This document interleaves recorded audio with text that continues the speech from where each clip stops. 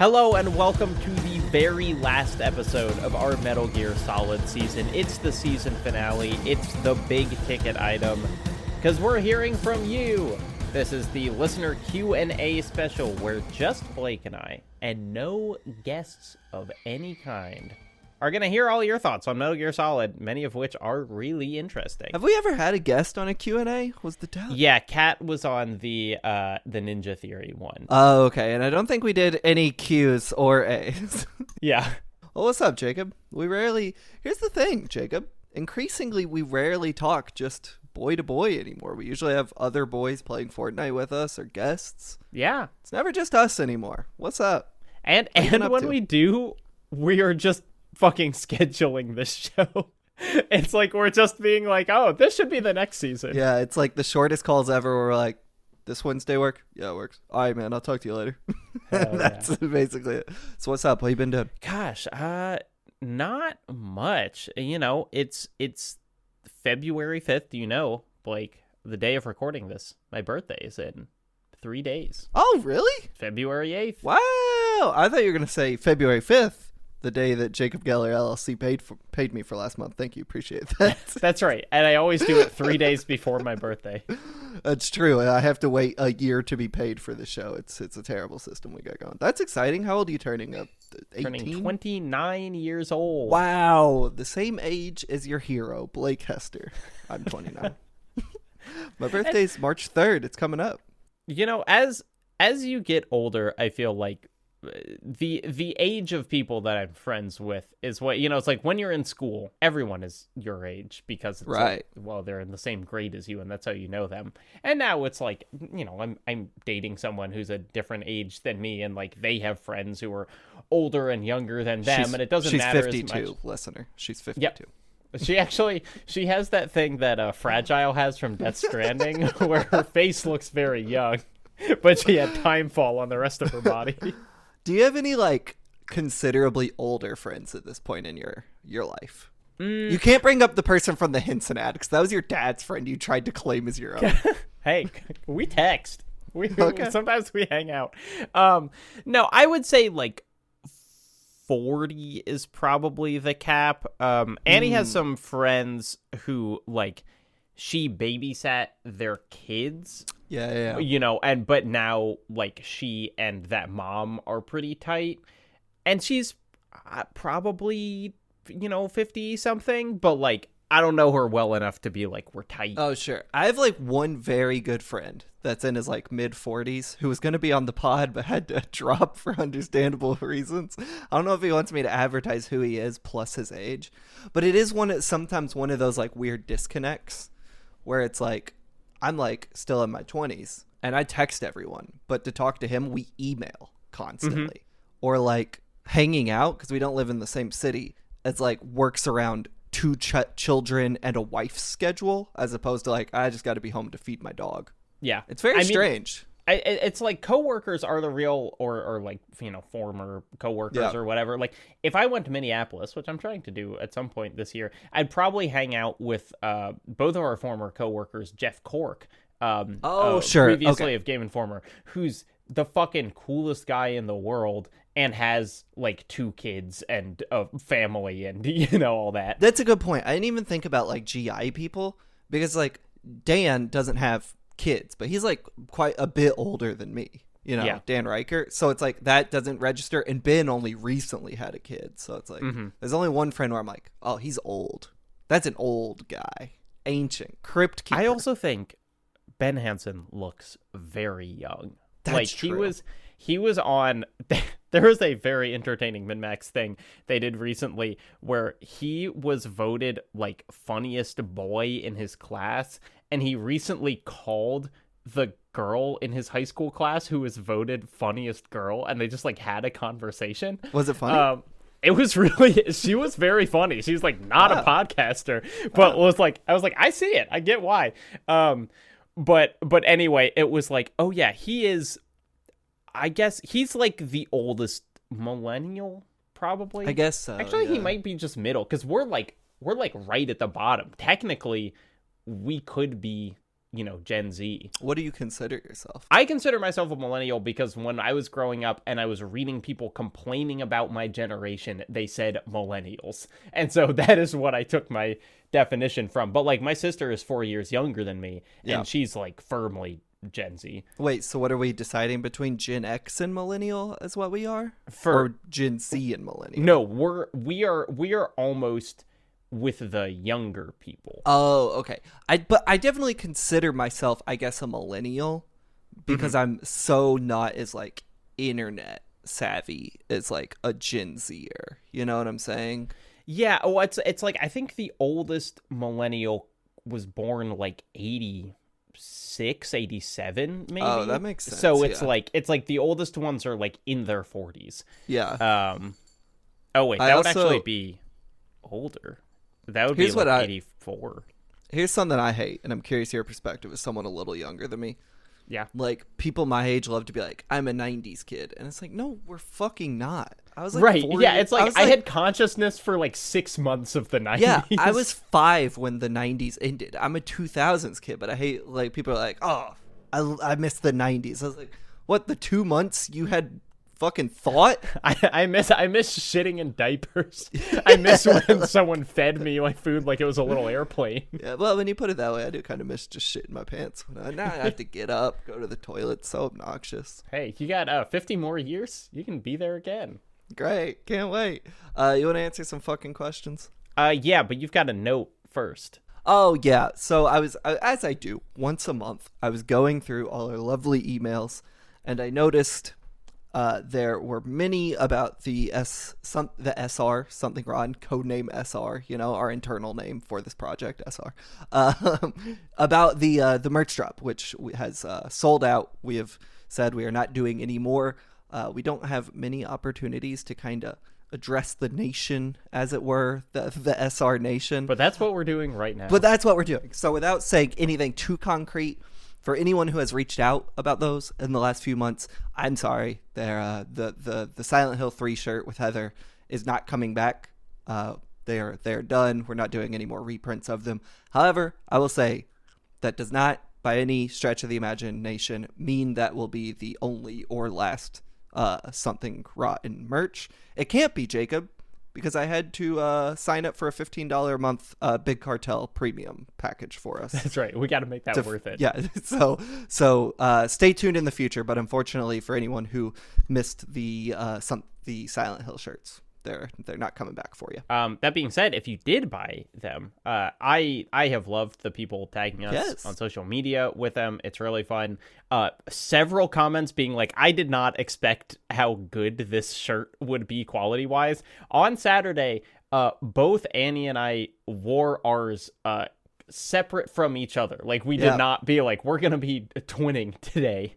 But they're just nice shirts. Like it's actually a good addition to my wardrobe. Here's the thing I want to say, and this is a slight call out of other podcasts, if I may, Jacob, but it comes from a place of love. Other podcasts, especially ones that are bigger than us and make more money, don't go to these Redbubbles or Teesprings. Invest in your merch. Yeah. Your listeners will really appreciate it. I've bought other merch from other content creators that deteriorates after the first wash. Like, don't go to those. Yeah, I got a Doughboy shirt that is falling apart. Do not do that. It is worth the investment. And also, if you're smart, consider how much you invest in the shirts and reflect that in how much you charge for the shirts. It's worth it. My heart has been full hearing people be like really impressed with the quality of those things, because we work to go with people we trusted. So come on, podcasts, pick it up. First question. But is it rotten though? From Garrett. Yeah, we got a lot of questions about when we announced MGS, whether or not they're rotten games. Yeah, a similar question from Perry. Something I'm missing from the pod as of late is the discussion regarding qualification of selected games as rotten. Sometimes, X game is rotten, but hearing a discussion about the elements that make it rotten is always a good time. Why do the selected games belong in the rotten canon? On MinMax, Jacob said y'all are playing Metal Gear Solid 1 and 2. Ben Hansen seemed shocked, and Jacob said they're politically rotten. I'd love to hear that divulged on. I think, Jacob, there are like two different sides to the answer here. There's one, are the MGS games rotten?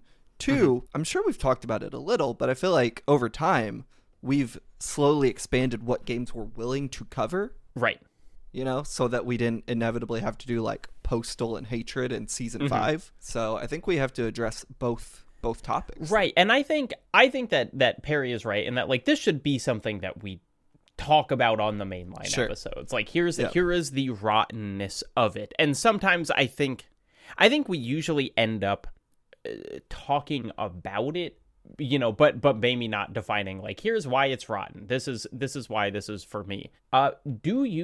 How rotten did you feel the Metal Gear Solid games were? Because this is probably our biggest kind of step outside our established definition thus far. I think MGS1, if I'm just like thinking about it in broad strokes, maybe not the most rotten thing in the world. MGS2's worldview, like the way that game ends, like, and how like bleak it feels is rotten to me. Where it's like there's just this AI that is going to dictate, you know, it's like a thought control process, and you are going to lose free will because there's this primordial ooze in the White House that has just like decided it's going to consume the brains of every human being over time. It does end. It ends being like, but you know, do you like playing piano? Just live, brother. I was like, well, no. You've also painted this incredibly like nihilistic, terrifying view of the future of our planet in a way that I find very rotten. And I think specifically the Metal Gear Solid 2 explanation, which we talked about so much on the episode, which is like, not only is there an evil AI, but the AI is evil because the United States as a construction is so fucked up that it like created a new life form whose purpose is to be evil. Like that is what it is. And so it's like, yeah, that is such a kind of like cynical viewpoint in this really beautiful poetic way that like that definitely qualifies. I think, you know, actually George Super Bunny Hop on our first episode brought up the rottenness of Metal Gear Solid 1, which is just kind of like playing it every that was we who brought that up. Him kind of saying that like every soldier in that game is being treated as completely disposable. You know, all the people that are there are just there to die by this mysterious disease, and Snake is being sent in without any like expectation that he needs to know the things he's fighting for and all of this. And so it's not necessarily rotten in the way that, you know, like when Max Payne talks, you're like, this guy wants to kill himself all the time. That makes him feel rotten. You don't really get that feeling from Snake, but it is like a kind of cruel world feeling that I think does kind of permeate the political consciousness of those games. We got a lot of emails that I don't think I included any, so just for the sake of bringing them up, we got a lot of emails about the more rotten MGS games. I think Ground Zeroes and Peace Walker came up quite a bit. And I think, not immediately, but I think a Ground Zeroes short season, maybe this December or something, like how we did a really short season last year, maybe worth revisiting. Because I played that game and I remember it being rotten, at least the vagina bomb. Very rotten. Yeah, well, that's rotten in that it has, like, very specific cruel violence against women, which is, you know, a qualification of a rotten game. On the other hand, though, Vagina Bomb is my new feminist punk band. Our friend AJ Moser has been telling us that 3 actually has maybe more overtly rotten themes. And I will say, I don't want to play the remake of 3 without having first played the original. So, like, I'm definitely going to play it at some point. And it feels like if we're both going to play it, why not cover it? I think a 3-3 remake season would be cool. I think we've talked about this privately a few times. I think that would be a fun concept. We've talked about it. The problem is that they've said we don't know enough about what the remake is to make this call. It seems like they are going to be so faithful that it would be kind of uninteresting. That every time we'd just be like, well, the graphics are better, but I don't know, does it make the game worse? Like, we'd just be saying that for like 3 episodes. Yeah. Okay, you ready? This is a comment from Brendan that might be one of the proudest moments of my life. I mean this unironically. I mean it with all sincerity. Brendan says, Thanks for the great show. You both have wonderful insight, and this is such a compelling concept for a podcast. Thank you, Brendan. Here's to many more seasons. Lastly, I am a new manager of an independent video store in Toronto, and Something Rotten has convinced me to give Kenji Fukasaku a section in our director's aisle. His films go too hard, smoke too tough, etc. for me to justify not having him there. Thanks for inspiring me to fill that hole. That's so cool. And for listeners, especially any Toronto listeners or travelers to Toronto, that's Bay Street Video in Toronto. So you can find them on Twitter at Bay Street Video. So shouts out. That's so cool. That's so cool. I feel if that's the ways in which I'm an influencer, by God, I wear it proudly on my sleeve. All right. Devesh says, my favorite bit in Metal Gear Solid 2 is the reveal that the Patriots are not an AI, but rather the living manifestation of American ideology. Me too. Metal Gear Solid 4 immediately retcons this to make them AIs you can kill again, which makes sense in a literally how would we follow that up way, but is to me still disappointing. If you had to design a game where the villain is pure ideology and you were 100% free to do whatever you want in terms of scope or genre, what would you want to make? I think I would probably make a game I'm tentatively calling Res But Evil. Now, counterpoint, I would argue in Res, you are evil. Yeah. Res, secretly a rotten game. We should play it. I have no clue. This one stumped me. Do you have anything? I mean, I think the villain of the game we're playing next season is kind of ideology. Sure. But in a way that is, you know, it is essentially like what horrors lurk in man's soul, versus like fascism is the controlling principle of the United States, which is like what MGS2 is doing. Yeah.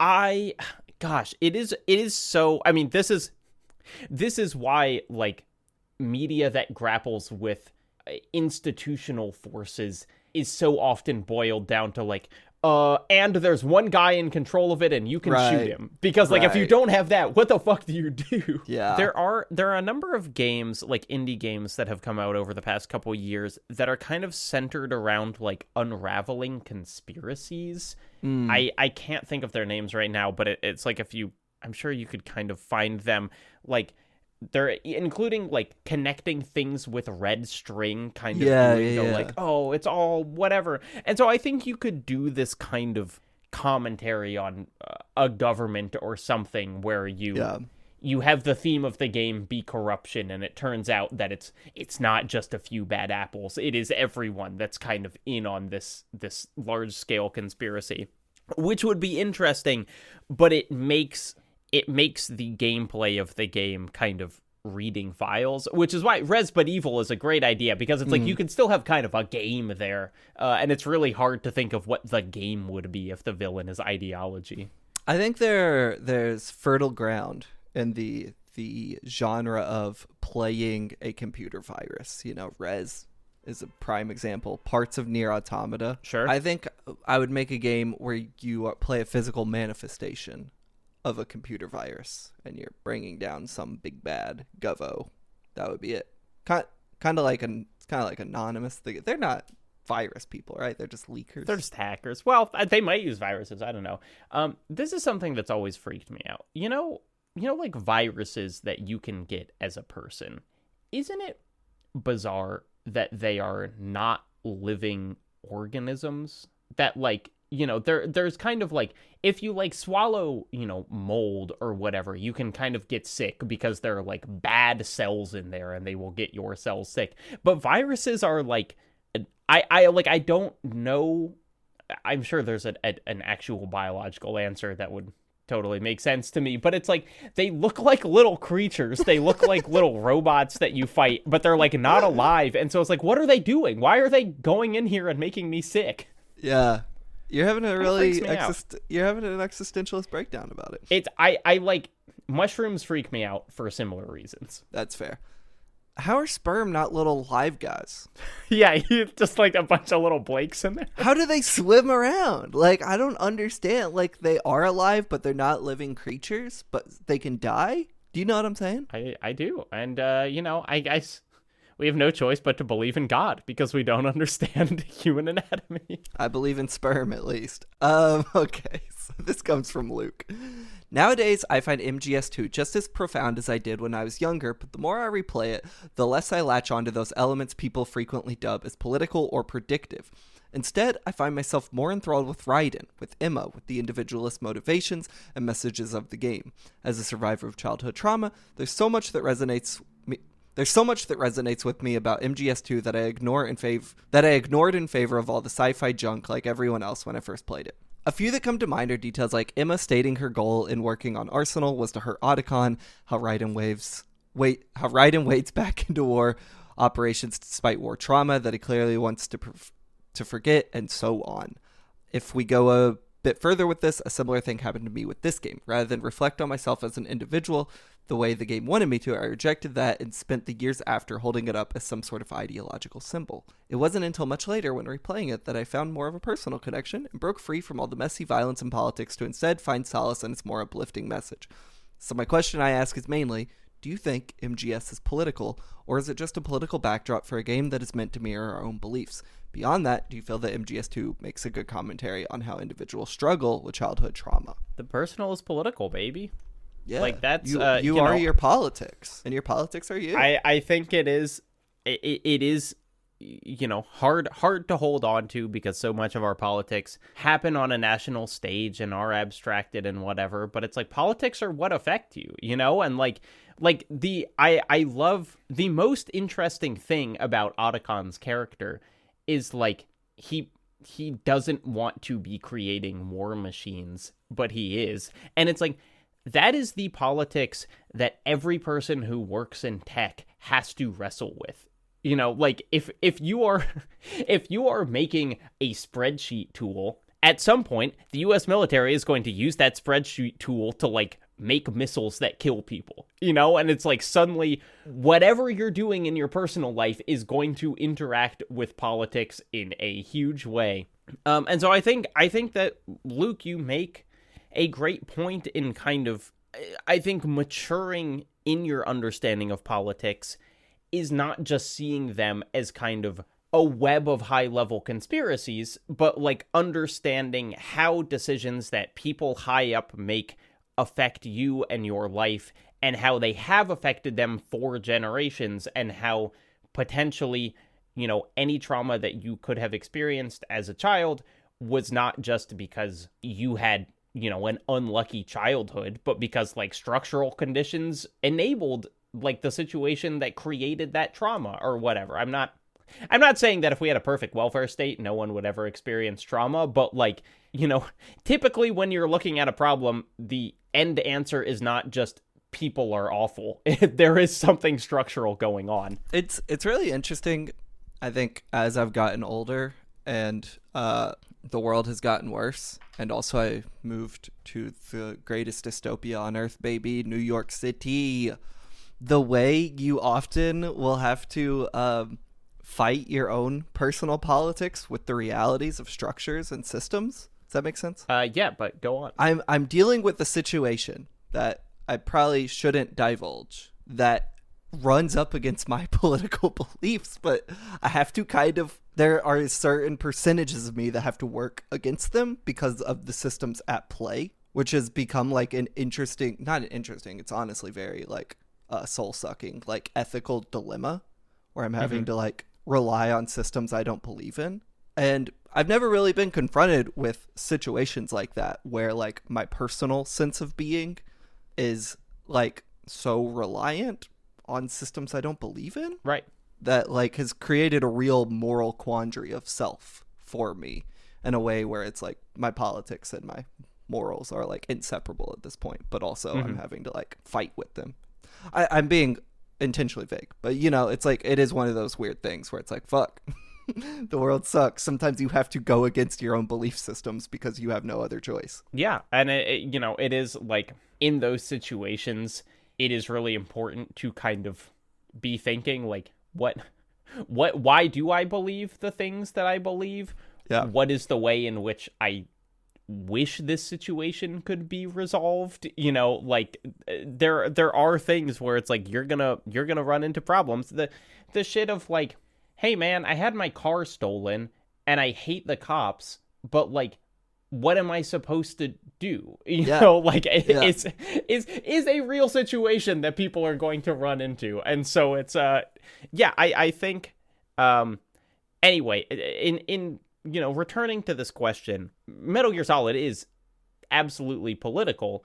And I do believe that it has a perspective as opposed to being just a mirror for your own beliefs. But I do think that the power of its political position is that it's not a textbook, you know, that it shows how its politics are affecting individual people, and that's what makes it compelling. Speaking of which, we had our friend Julie Muncie on the show many months ago to talk about The Last of Us 2. Julie has, I don't know if it's because of us or just randomly, been playing a string of Rotten games where she played Metal Gear Solid 2 at about the same time as us, and she's now playing Max Payne 3 and has been tweeting her way through it, which I've really enjoyed seeing. But I wrote to her when we were wrapping up Metal Gear Solid 2 to see if she had any kind of like takeaway thoughts that would fit well with Something Rotten. And this is what she responded with. She said, "Gosh, I have roughly a book's worth of thoughts. But one thing that stuck out to me finishing it this time is the exchange between Snake and Raiden, where Raiden says of the Patriots, 'They taught me some good stuff too.' And Snake just says, knowingly, kinda sad, 'I know.' There's a real insight there into the way that you, when you're excavating your identity from structural or social or interpersonal violence, have to sift through all the lessons it taught you, the experiences you had, and try to understand and disregard the bad while also acknowledging and finding ways to own and make sense of the good. It's an ugly insight, right? Like, it's so much easier to think that only bad comes from bad experiences, that there is nothing beautiful to try and excavate and clean up and take with you. The idea that there's both, because that's how experience works on a fundamental level, is way harder and in a way much crueler." Good shit, Julie. Turns out good writer. Yeah, it was a way better way to say what I tried to say in like 10 minutes. Julie had it in like 100 words. That was great. Damon asks, "Listening to your Last of Us 2 episodes, it kind of reminded me of how, I guess, gore focused a lot of the AAA spaces now, and how gore and ultraviolence are now flagship features of games. I want to know if you guys think there's a place for a new Kane and Lynch 2 style game. I think with games like that one indie body cam game, and admittedly a bad reference point, Ready or Not, that with the right ideas, Jacob. that with the right ideas and team, there's something that could be made. Sorry for the long question. All my love. I hope you had a happy holiday and New Year." Damon, it's not a long question. We've certainly talked about this before, but it was years and years and years ago, so I thought it would be fun to talk about it again. I believe our idea back in the day was, which granted, I don't know if this would be outdated at this point, but like something that was filmed with vertical cell phone cam, like that look. How you see like World Star fight videos. You know what I'm saying? Like, I think like we had talked about that kind of idea. Maybe we had, I'm trying to remember, but I still stand by this idea. Like the way that like Kane and Lynch on the surface has the worst camera in video game history. It's like, how can we make that worse? And be like, you would mimic a cell phone cam filming vertically. Yeah. Well, a lot of the trailer for GTA 6 that came out is like shot on phone cameras. I don't know if there is room for Kane and Lynch 3, mostly because Kane and Lynch 2 is so reviled, except by geniuses of the world. Yeah, it's like there wasn't really room for Kane and Lynch 2. They just made it anyway. Yeah, I think that's a one and done, because I can't remember where Rasmus Paulson, who was the creative director, was like, people hated us for Kane and Lynch 1 so much because of the Jeff Gerstmann thing that we're like, fuck it. We're damned if we do, we're damned if we don't. Let's just make the kind of game we want to make. So like, IO's not going to do that again. People love them. There's no reason for them to make something that gnarly. They're going to make a James Bond game. Also, they don't own the Kane and Lynch property. Like, I think that was a perfect confluence of events that led a big scale developer to be like, we're going to create an anti-art game that I like. At this point in the industry, Naughty Dog or whoever is not going to make that. Maybe the indie space. I mean, I think, I think that Unrecord, the body cam game, currently that looks pretty close. The question on everyone's mind is like, how propaganda is that game going to be? But aesthetically, it's pretty fucking close to Kane Yeah. and Lynch 2's level of kind of off-puttingness.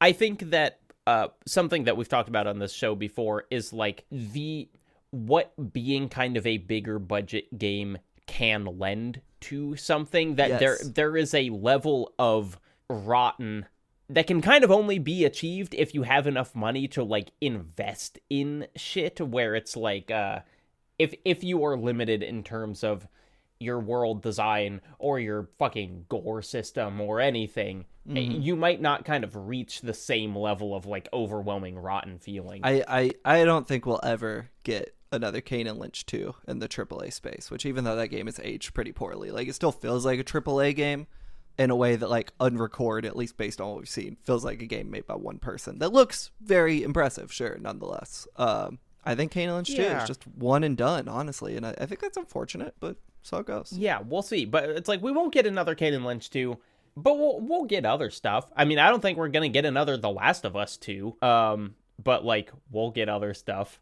that will be interesting, even if they make The Last of Us 3. I don't think it'll be as nasty. Yeah. This comes from Luca.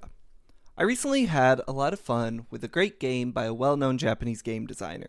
It was about how nuclear weapons are bad, all women are the same, and all characters in it have dumb names. You must have figured out by now that I am obviously talking about Killer 7. Yes! Mr. Hester's constant mentioning of how good that game is made me want to check it out. And what do you know? It was very good. So thanks for that. My pleasure.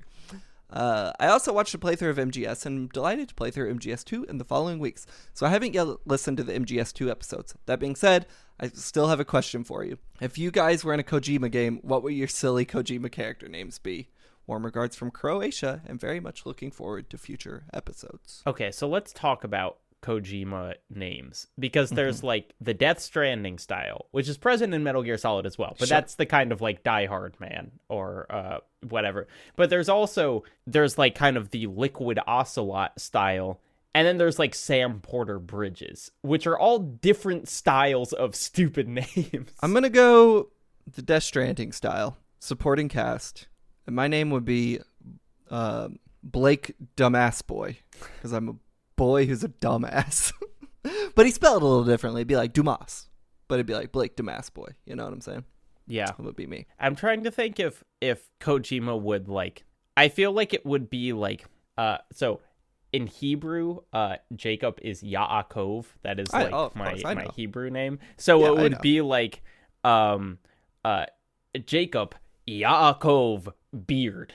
I feel like that would be where it'd be like, here's his two things. He's Jewish and he has a beard. The other night, I was staying with my partner, and we woke up the next morning, and she was like, "Were you speaking really good Hebrew last night?" And I was like, "No, darling. You were dreaming I could speak Hebrew." But she was like, "You were saying all those Hebrew words." I was like, "No, I absolutely wasn't not doing." Do you think you were just snoring and you were kind of inadvertently going like Hanukkah? Hey, that's not a joke I can make. It's not a joke I can participate in. No, but she snores like crazy. That's a call out. Sam, I know you're listening. We gotta get you a CPAP machine or something. All right. Go for it. Blake asked if Metal Gear Solid 2 is supposed to have an antagonistic relationship with the player. For my 2 cents, I think it is. This is an idea I've been thinking about writing about, but I have a couple other ideas as well as college classes that have taken priority first. I think that Metal Gear Solid 2 outright hates the player. The end of the game throws so many plot twists at the player that are so hard to follow that the player is mentally exhausted. The player is also physically exhausted by the end, having fought 20 Metal Gears and lived through a minute button mashing sequence in the original release on the hardest difficulty. Another reason I think Metal Gear Solid 2 hates the player is because of something I never noticed until Leadhead pointed out in her video, The Most Interesting Game Ever Made. The game is lying to the player at the end, making up quotes that Emma and the President supposedly said but never did. To me, Metal Gear Solid 2 falls into a very narrow genre of art that hates the person who consumes it. I was originally writing out my thoughts on other examples of the genre before realizing this wasn't the place for that. Instead, I will say the other biggest staple of the genre to me is Satoshi Kon's Perfect Blue. From Ash. You ever seen Perfect Blue? Nope. Great movie. I got Paranoia Agent sitting right next to me right now. Cone, the greatest who ever did it. I think it's really interesting. I think MGS2 does hate the player in a way that I really admire. I think the idea about the plot twists are meant to exhaust you mentally is really interesting. I don't know if I believe it, but I do agree maybe with the physical exhaustion of the like Metal Gear fights. Yeah. How do you feel about it? First off, I don't think art that hates the consumer is actually that rare. There are certainly, if you search video games that hate the player, even on YouTube, you'll get a lot of results for that. And I think there are so many kind of Kane and Lynch 2 books and movies. Yeah, Kane and Lynch 2. You know, something like Eraserhead or fucking like Finnegan's Wake or any of these famously kind of like hostile to consumption pieces of art would fit the bill.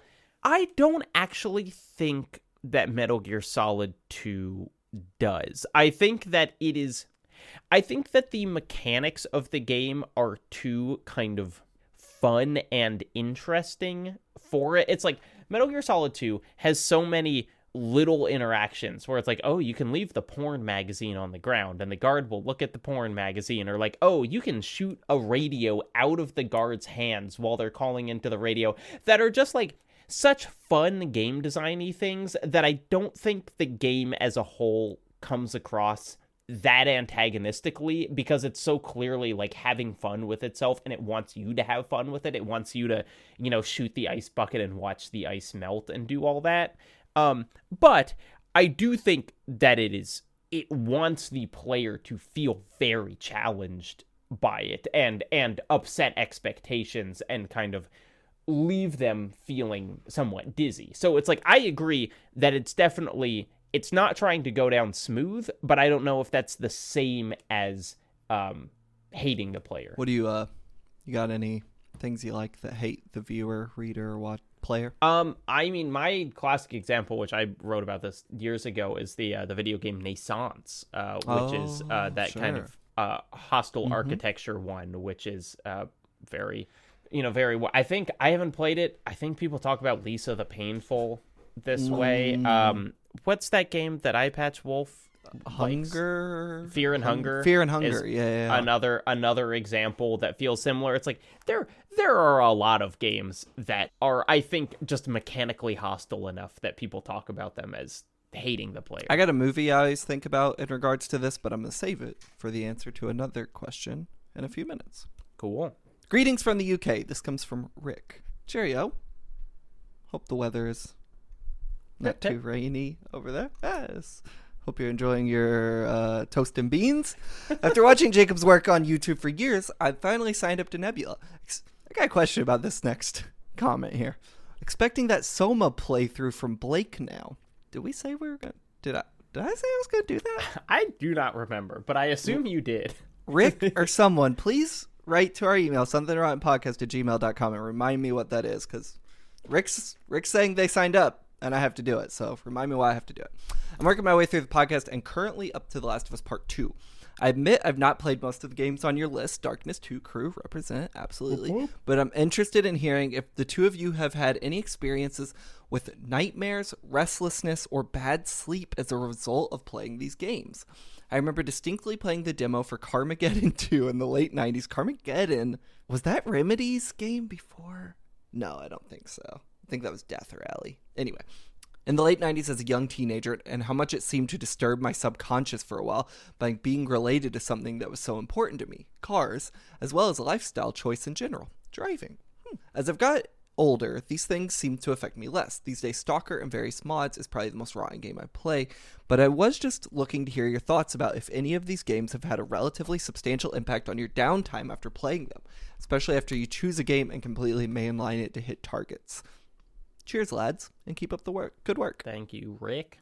The most a game has affected my sleep is Anatomy, where the first time I played it, I really had a hard time. I considered sleeping with the lights on. Wow. I was freaked out by the concept of being in my bedroom, which is what that game is trying to do. Presently, I don't think it's happened with any rotten games that we've done. Yeah. Weirdly, I get more affected by mechanics in terms of sleep, where it's like, I remember there are certain games that I've played for long enough and are kind of mechanically, it's like they get your brain into such a specific way of thinking that then I can't shut that off. I think actually with Marvel's Midnight Suns, the Firaxis game, I was like, I played that for so long, I would like shut my eyes and I would still be thinking about like pushing people into other people. Yeah. And it was like I was going to sleep and I'd still kind of be like groggily playing Midnight Suns in my brain. I used to make to-do lists when I was playing Death Stranding for the first time, and I was done playing. I would make to-do lists in my notes app of like what I wanted to do the next day and what deliveries I wanted to do and how I should route them. Have I ever talked about how I wish I had more nightmares? I don't think you have. This is like something I think about pretty frequently. Because I've watched so many fucking horror movies in my day. I just like I rarely get like very, very scared from media anymore. Anatomy really fucked me up. But I don't live in a suburban home. I live in a very densely populated part of New York City. So I was like, well, when I turn the game off, it's not going to affect me that much.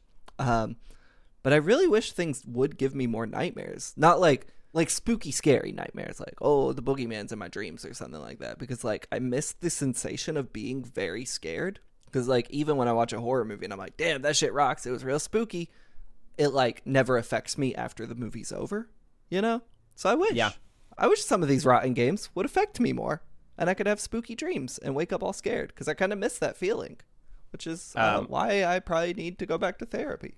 This is slightly off topic, but I read this book last year called Breathe or Breath, which is this whole it's kind of a self-help book, but it's all about breathing, and it's basically all about how like we fucked ourselves up by mouth breathing and not nose breathing and all these other things that like your breathing affects so many things, blah blah blah. There's this story about a woman who was born without, or it's like she had a small, the part of her brain that made her feel fear, where essentially she just never experienced fear at all, and like, you know, would kind of like, oh, we're putting a spider on your hand, and she like wouldn't react and like didn't feel anything.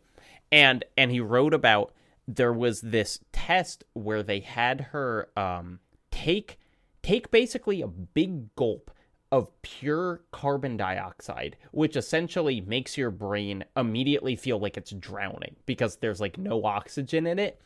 And in the test, it was like she freaked the fuck out and would not do it again. They were like, hey, can we want to like replicate those results? And she's like, I'm not fucking doing that again. Because it was like, it like activated a different part of the fear center, or like it was like scared in a different part of her brain, so she actually felt it as opposed to all the other times when she was supposed to be scared and didn't. And I think about that a lot. It's like she was scared in a whole new way. Wow, that's really interesting. What's that book called? It's called Breathe. It's a popular one. I feel like there's probably a healthy amount of pseudoscience in that book, but it's still an interesting read. You live in a big old house now. Yep. Big YouTube content house with That's right. I live with a bunch of other content people. You ever get scared in there? You watch any movies recently that spook you out? I don't have to watch movies to feel scared. I mean, it's like I have lived mostly in houses for the past several years of my life, and it's like being in a house alone with most of the lights out is scary. Just full stop. You know, it's like I don't need to watch a movie to feel scared, though. If I do, I will feel extra scared afterward. Well, yeah. What was the last movie that really scared you, though? Oh gosh, I don't know. I can't. It's like because it's like I've watched movies that I was tense during them, right, but was not scared afterwards.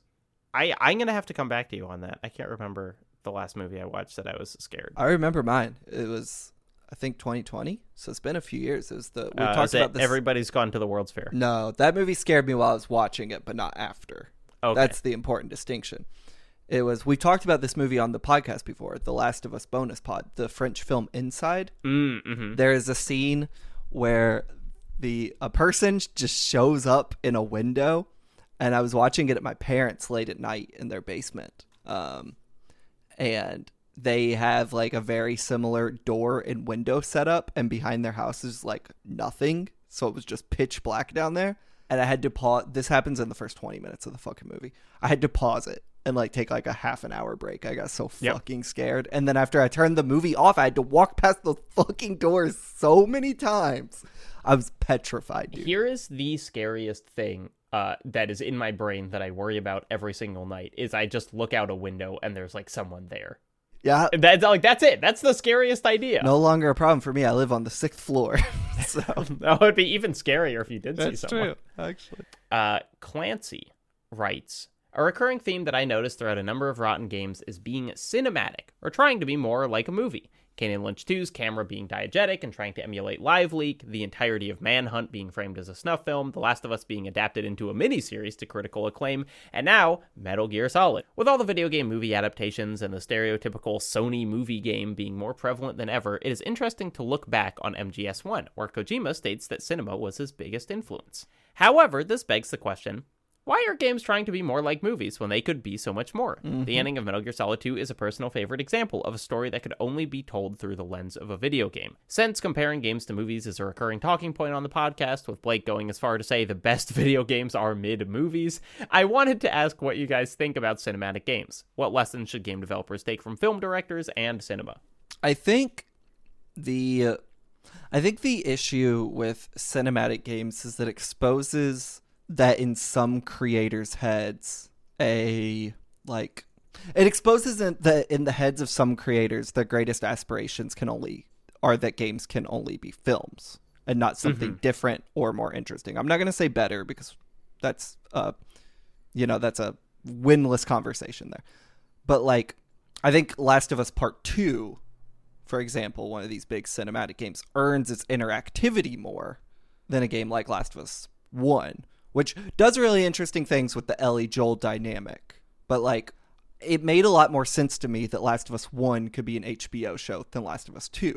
Because I'm like, how do you make Abby work in a way that isn't interactive without making Abby, Last of Us 2, like 4 seasons long, right? Yeah, and it seems like the focus that is put on kind of game development is like, the graphics are so good, the motion capture is so good, the lighting is so good, all of these things that will essentially make it look more like a movie, and less so on, again, something that I think The Last of Us 2 did really well, like AI, or, something that, not AI like fucking Chat GPT, but enemies walking around, behaving realistically, seeming like they're really there. This is what everyone says with next gen, is like, I wish the systems got more advanced rather than the things, but I think because it's harder to show off systems, and also because I think people do really just like those playable movies, we have kind of gone in the direction of like, wow, look at how much better the graphics are now. Right. Yeah. And so I think like that's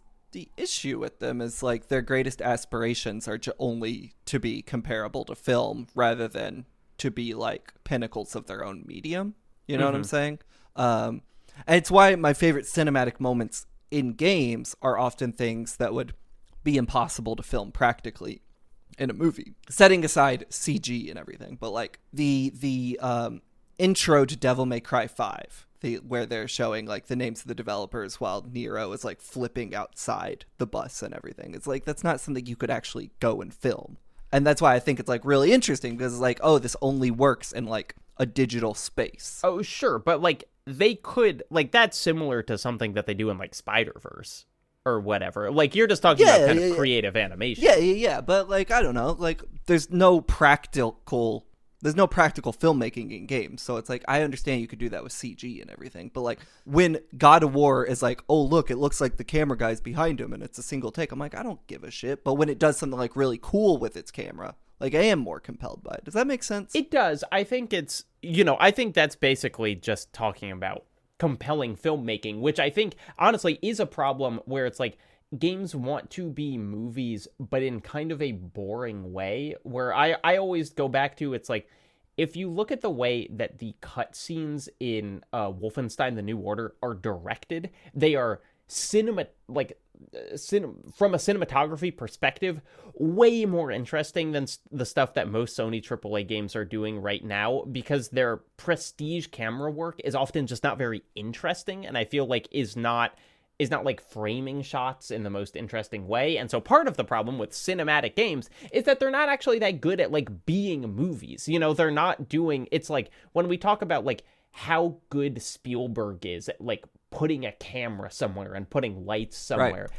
It's like we're not getting that out of the prestige AAA games yet. It's just kind of that they think if they have really good looking characters and good lighting systems that the game will automatically be interesting from a cinema perspective. Not much thought put into like blocking and how the actual frame tells the story as much as the script. And it's like, I'm sure there is, you know, I'm sure that the people who are doing this are thinking about framing and whatever, but it feels almost more like their house style is limiting them, that they don't want to be too out. They don't want the camera to ever draw attention to itself. You know what game had beautiful cutscenes?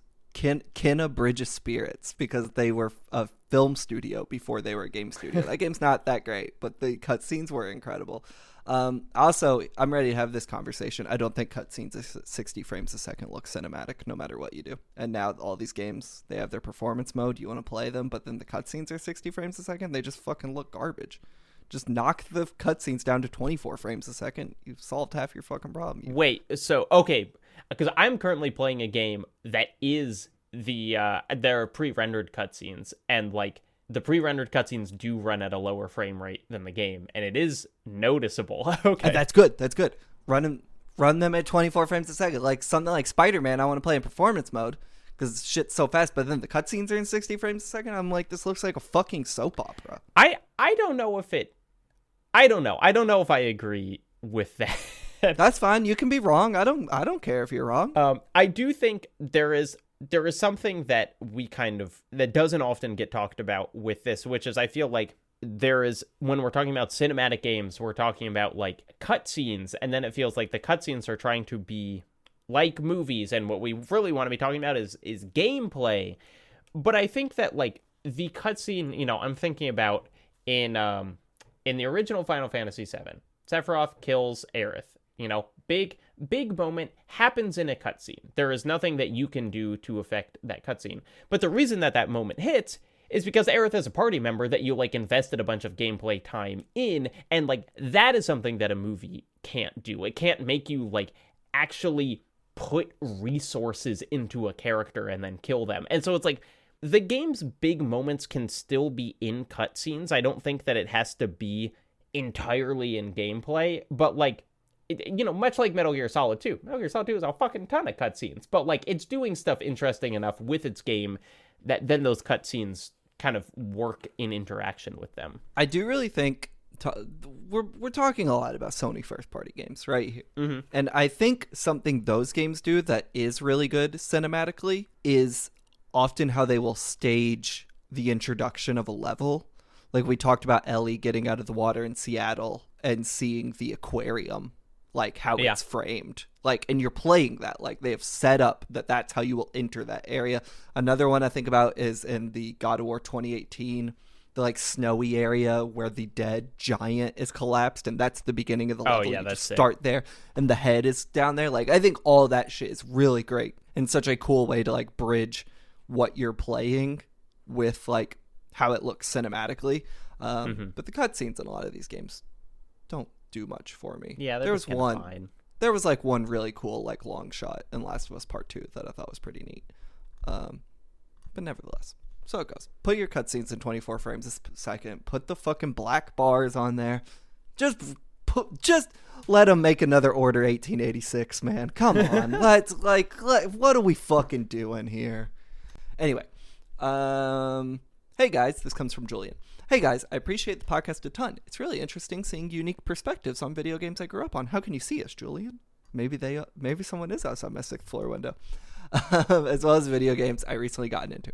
Question: considering the meta and postmodernist themes throughout the Metal Gear franchise, what are y'all's personal favorite uses of this in other games, movies, etc., i.e. a show, a book, or a movie that exhibits self-awareness, breaking the fourth wall, commentary on the ideals and expectations of the audience in a compelling way? I bet we have the same first answer. I bet we don't. Not Nier Automata? Nope. Okay, well, Nier Automata. Hell yeah. The Michael Haneke film, Funny Games. Cliche answer, but I think what that does to fuck with you as the viewer of the film is so interesting. Without spoiling it, there's a scene involving a TV remote and the expectations of happy endings, and I think it is so cool. And the more that film breaks and winks and nods at you, I think is really rad. But speak on Nier, brother. It's honestly, I've only played through Nier Automata once, and so it's kind of, I just remember the like big moments of like that final ending, like the choice that it asks you to make at the ending is kind of like, do you want to make a player logic decision or like a game logic decision, and understanding those as like two separate things, which is really cool. I think using the structure of just having a bunch of endings, it's like that does not make sense if you're only viewing the story as through the perspective of the characters. Like, it has to be understood as you, a player, playing through them, as opposed to like what the characters are experiencing. I think it's interesting. I am, we've said that we're going to cover that one day on this podcast, and like, even though it's a big game and I think it'll be kind of a slog, I'm interested in replaying. Remember in the final boss in Nier Automata when it's flashing back and that forth is between the 9S and 2B in the world, and it goes faster and faster and faster and faster, dude. God, that game is so good. Next one. Wait, and actually, one more answer that I have to this. I'm sure you have not seen this, but Blake, you ever watched the TV series Fleabag? No. Fleabag, a great TV show. Kind of almost feels less good in how much people have talked about how good it is, but it really is. The season 2 of Fleabag is like maybe the best season of television. Like if someone was like, what's the best one? And she does what at the beginning I thought of as the Office thing, where she just like looks at the camera. She does little asides that like the other characters in the scene can't see her, addressing the camera, shooting us little glances, whatever. And in both season 1 and season 2, they then use that perspective, because it's not like there's a documentary crew. There's no kind of in-universe reason that she's looking at the camera. And you think that it's just like a fun little storytelling device. And then in both the first and the second season, they do like two different things with it that completely recontextualize what that camera is and like what she's doing when she looks at it. Really? And it rocks. It is like, when it happened in the first season, it was like I felt the earth moving under me. I was like, I can't believe this is this smart. And then the second season is arguably even better with like how it treats that camera. That's cool. I know you haven't read this book, but for the sake of podcasting, Jacob, have you ever read The Flowers of Buffoonery by Osamu Dazai? No, I haven't. Pretty cool book. It's only like 90 pages long. The way this book is written is that it tells the story of a failed suicide and just his hospital stay and his like friends and family kind of hanging out with him. But the narrator of the book, who is also the star of the book, is constantly interrupting the story to second guess his writing style and like try to get out ahead of the criticisms you will have of his prose as a writer. It's really fucking weird. I don't know if I really like it, but like you'll be reading it and like getting invested in what's going on with the characters, and then he'll like completely stop what he's doing to be like, God, that last paragraph is fucking terrible. What am I doing? Like these are just like, like shallow attempts at pity I'm trying to create in the reader. Like I should be actually like, I don't know. It's a really cool book. You can read through it in a day. So yeah, my other answer is The GOAT, Funny Games. Jacob, you gotta watch this shit. Watch the Austrian version. Watch it. Okay. No, you won't. No, you won't. Is the thing. You're not gonna watch it, but you love it. It's so rotten. It's like I need a night, because it's like I'm sure it would not be to the tastes of my partner, so it'd be like a night where I would have to be alone watching a movie, and that just requires me to be like, what am I gonna do on my night alone? I'm gonna watch Funny Games. Well, speaking of my real friends, the listeners who do want to watch the movies I recommend them, read this next question. My question is about Blake's movies. I was wondering if you had or could update a document with the movies you suggest on the pod. I'm often listening when driving or out for a run, and I hear movies which sound amazing or interesting, but then I can never remember the names. I know this is a me problem. I could just go through and listen to them again to find the movies, but you've mentioned so many. Also, any other listeners in Wales, United Kingdom, from Mark. Mark, this is not a you problem exclusively. We actually get a lot of comments about this. A lot of people mention this. So we used to do this. So there are definitely, if you go to some of the other bonus podcasts, you can find like master lists of them, but we stopped doing it. So we're going to, whoever, we're going to come up with a solution to that where we can like update. Maybe it'll just be like a Google Doc that's publicly available or something. But yeah, I'll figure it out. So yes, Mark, we'll do it. All right. You want to read this one? Yes. This comes from Seth. With regards to the comments about lazy eyes in the bonus episode, for anyone who's not a Nebula subscriber, we talked about the holdovers where Paul Giamatti's character has a lazy eye that switches from his left to right eye seemingly at random, and there's no explanation as to why.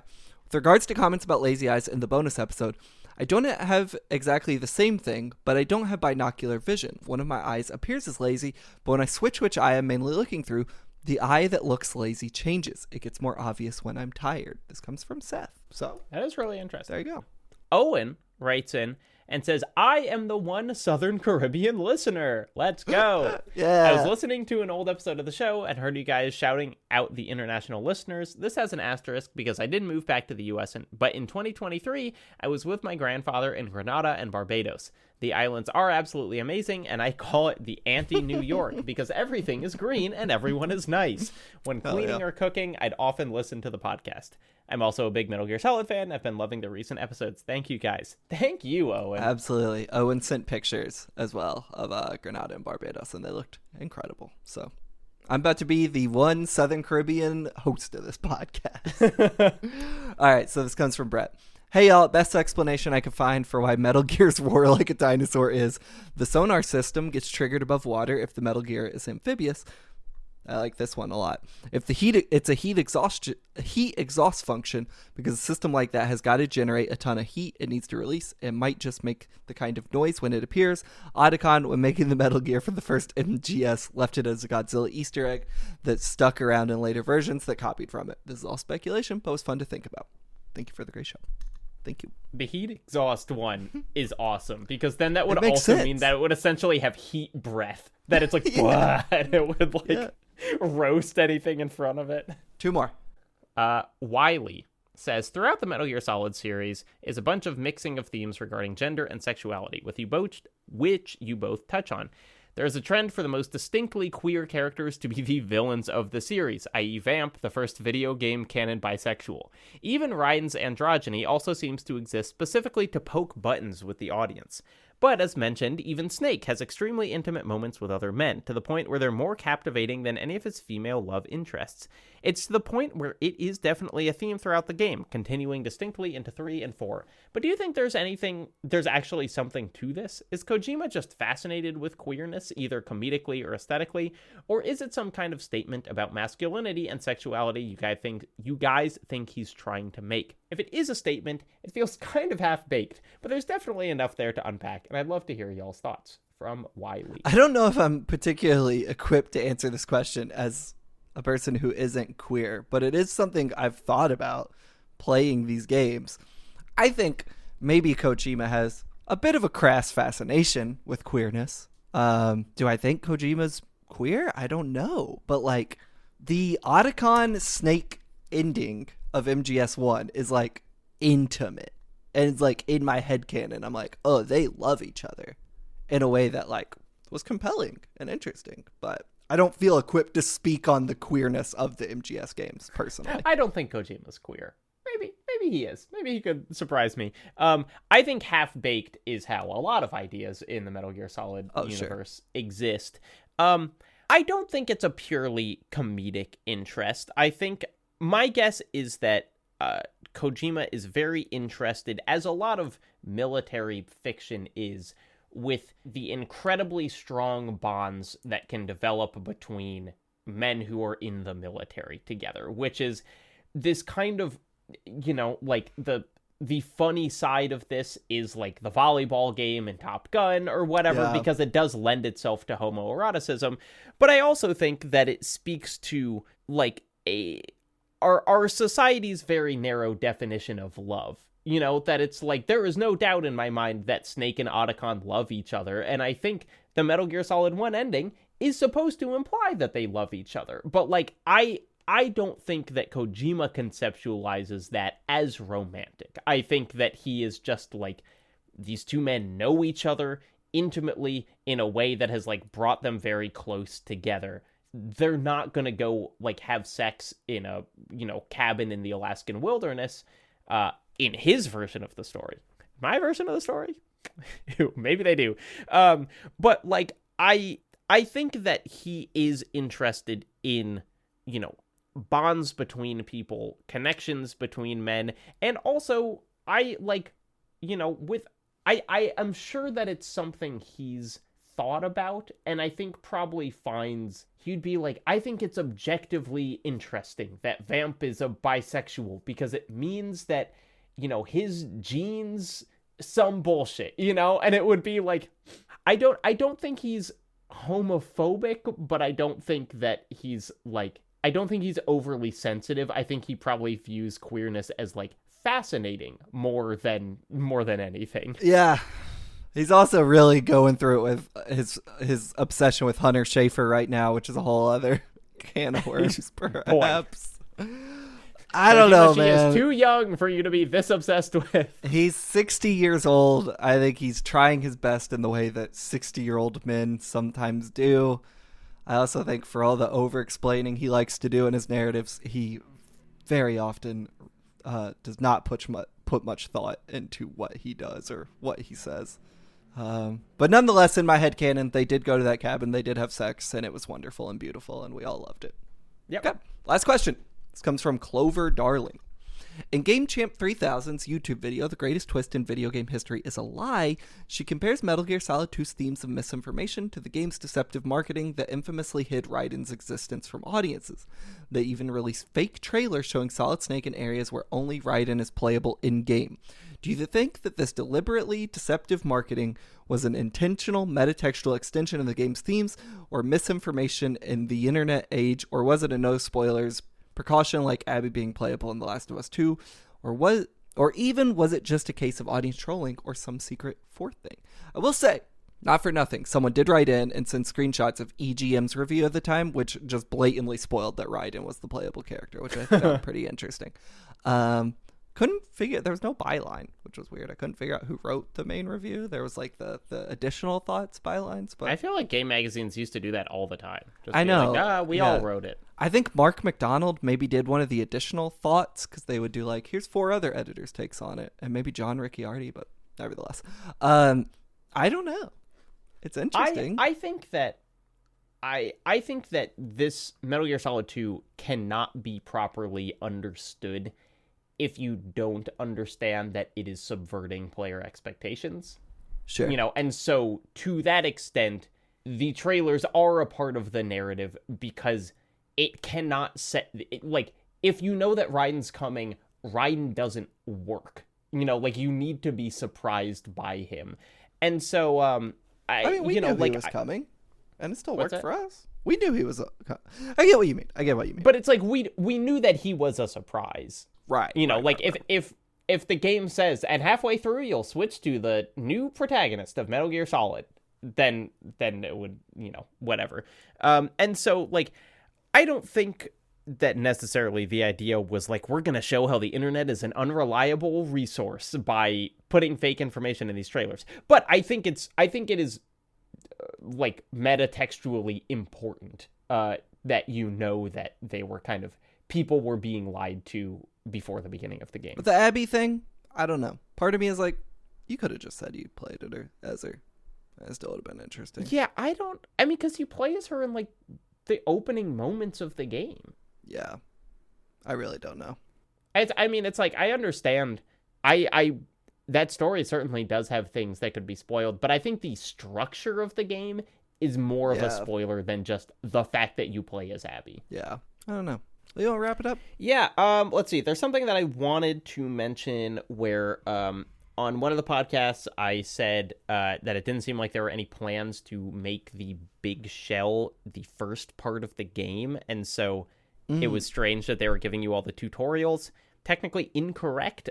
In fact, you can just start playing from Big Shell. You can like skip the tanker section, which would be a wild way of playing through that game. But like you can do it, and you don't need to beat it first, you know, like you just have that option from the beginning. So that's interesting. I saw someone kind of calling me out on Twitter about that, which is fine. Just email somethingrottenpodcast@gmail.com. We're going to get things wrong. But yeah, I thought that was interesting. I've been just watching Metal Gear Solid videos. I watched a whole like Metal Gear Solid Iceberg video the other day that was like an hour and a half long. I was thinking about, like, I was like, why do these games feel so distinct and different in kind of how many like details they include? It's like, I feel like there are lots of games now that have like Easter eggs, but I can't think of like really linear games where the Easter eggs are like strange mechanical things that you can do, right? You know, usually it's like, oh, in the corner of this open world there's like a shack, and the shack has something surprising in it. Not like the characters can have a weird interaction if you like use this item next to them. Yeah, or it's like the Dishonored games where it's like, oh, if you go into this building, you'll find like an environmental story.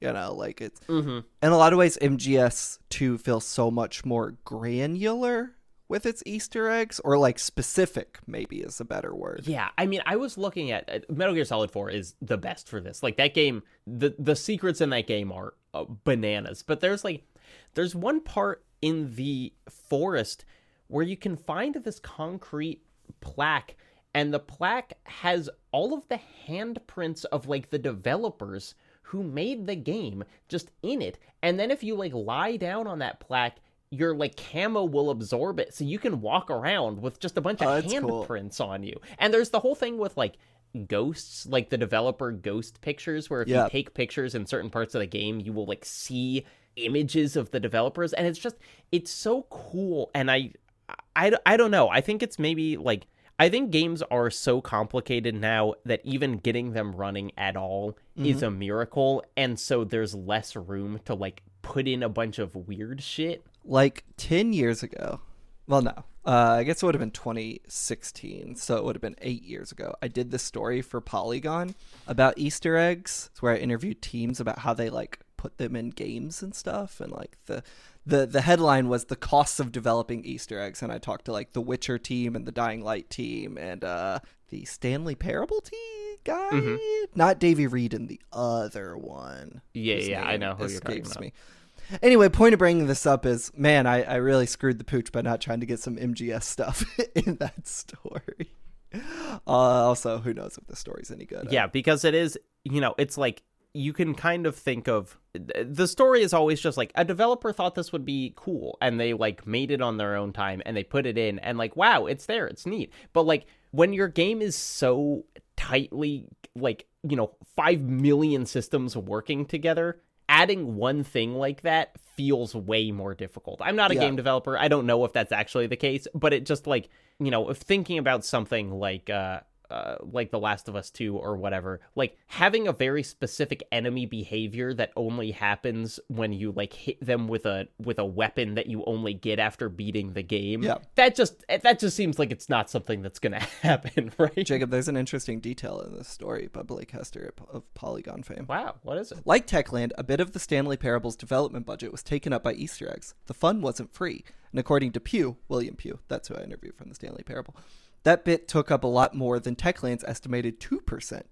He estimates Easter eggs and secrets took up 30% of the Stanley Parable's budget. Well, the Stanley Parable is kind of like, what if we made a game out of Easter eggs, right? He points out, though, that there was no set-in-stone budget for the game. During development, neither he or Reading collected checks. There was no kind of money deal. There was no budget for the game. We ended up spending like $10,000 overall over the 2 years on the game. I now think I owe Polygon money for reading that much of their story on the podcast. Yeah, but you wrote it. They probably paid you like $400 for that story. Polygon, I don't know what it's like now. Back in the day, they had crazy good rates. Wow. Okay. Well, the world is worse now. Yeah, so I don't know what it's like these days. You know, I haven't written there in many years. Maybe they're even better. Let's go. Gotta go. Can't keep talking about this. All right. Well, that's it for our Metal Gear Solid season. Please listen to our bonus episode, not just because we reveal what game series we are doing next, but also because it's really good. Ben Hansen and Dan Reichert, great fucking time on the pod. Blake, we are going to be doing also a Nebula exclusive on The Last of Us 2, like, extra things that have come out. The remaster, the Lost Levels, the roguelike mode, and the Grounded documentary. We have a lot of thoughts on that. So another reason to jump on Nebula. If you're subscribed to Nebula, get the RSS feed, blah, blah, blah. Yep.